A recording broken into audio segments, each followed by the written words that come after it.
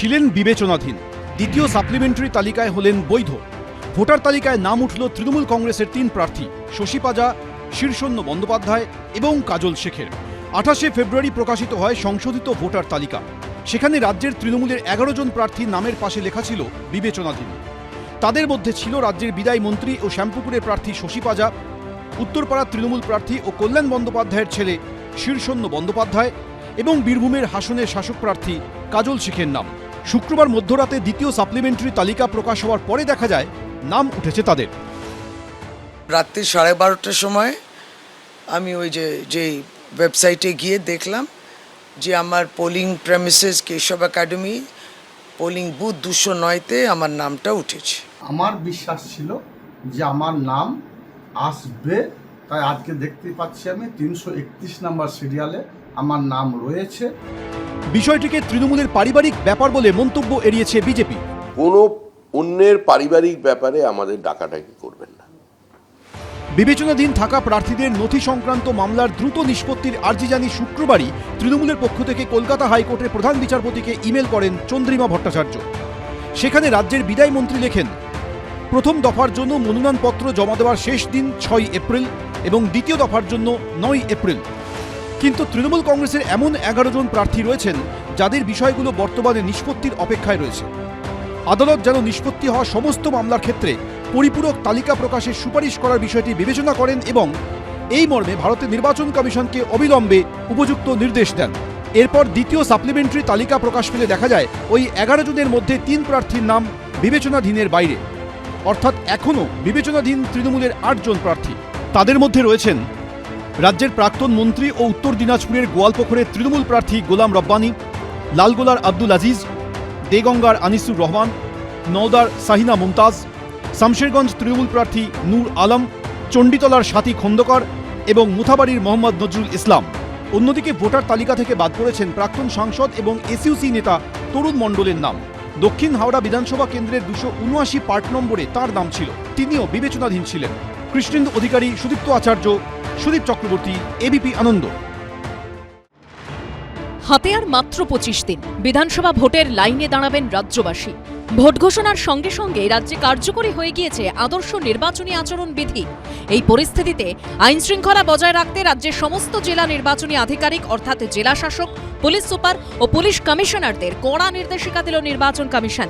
রাজ্যের মুখ্য নির্বাচনী আধিকারিকের দপ্তর থেকে জারি করা নির্দেশিকায় বলা হয়েছে, আগের নির্বাচনের সময় দায়ের হওয়া সমস্ত অপরাধমূলক মামলার তদন্ত দ্রুত শেষ করতে হবে।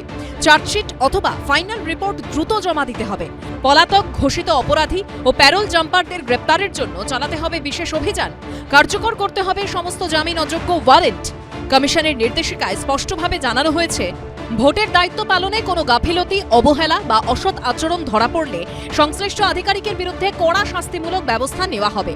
বৃহস্পতিবার বিজেপি প্রার্থীর প্রচার ঘিরে রণক্ষেত্রের চেহারা নেয় বাসন্তী বাজার এলাকা।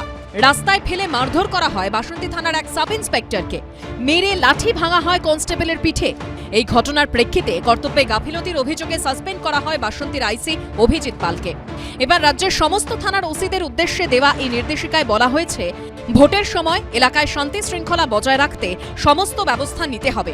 অতীতে যেসব জায়গায় রাজনৈতিক সংঘর্ষ, বিক্ষোভের ইতিহাস রয়েছে সেখানে সম্ভাব্য গোলমালকারীদের চিহ্নিত করে আগাম ব্যবস্থা নিতে হবে। অপরাধপ্রবণ এলাকা চিহ্নিত করে সেখানে দিনভর টহল দিতে হবে। সমস্ত জামিন অযোগ্য ওয়ারেন্ট কার্যকর করতে হবে। সেই সঙ্গে আন্তঃজেলা ও আন্তঃরাজ্য সীমান্তে দিনরাত নাকা চেকিং চালু রাখার নির্দেশ দেওয়া হয়েছে।